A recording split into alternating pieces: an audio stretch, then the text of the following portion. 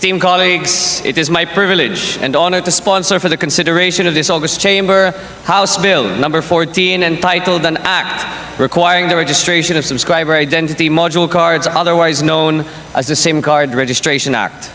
We are now facing an alarming proliferation of text scams and frauds through the use of SMS messaging. They take various forms ranging from ridiculous winnings in raffles, which we have never participated in, to dangerous but fake warnings about problems with our bank accounts. Furthermore, in recent time, this trend has evolved into including our full names pertaining to an entirely new breach of our privacy vis-a-vis a serious leakage of our sensitive information intended to be private. With the responsible government agencies appearing to be helpless about these issues, we must find an appropriate solution. Mr. Speaker, my esteemed colleagues, we propose to deal with this challenge through this measure, the SIM Card Registration Act. The bill seeks to require ownership registration of subscriber identity module SIM cards to eradicate mobile phone-aided scams. Quite simply, under this bill, we would be requiring that for every purchase of a SIM card, the end user or subscriber would provide his personal information, which includes his or her full name, date of birth, gender, his or her address, the assigned cell phone number of the SIM card, and its serial number.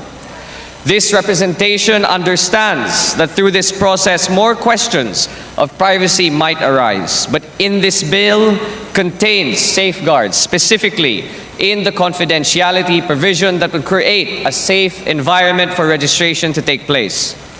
Notwithstanding the confidentiality provision, however, and the provisions of the Data Privacy Act, this measure provides that the public telecommunications entity shall be required to disclose the full name and address contained in the SIM card registration upon a duly issued subpoena or order of a court, upon finding of probable cause, or upon written request from a law enforcement agency in relation to an ongoing investigation that a particular number is used in the commission of a crime, or that it was used as a means to commit an unlawful act.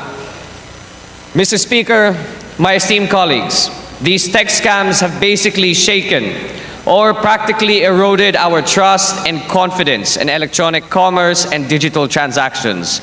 Regulating the purchase or sale of SIM cards, among other things, will put at rest the worries of our people that their information is being arbitrarily and maliciously shared with certain parties without approval. Esteemed colleagues, we are aware that there would always be new forms of digital crimes and fraud. The world of technology is a constantly evolving landscape, and we public servants must evolve with it. It is only through this dynamism that I'm sure this August Chamber hopes to possess can we provide the relevant legislation to tackle such issues. We must highlight, however, that this act is not going to be a silver bullet against the ongoing scams that have proliferated in the last few months. However, this representation is confident that this will serve as a deterrent against unscrupulous people victimizing our fellow countrymen.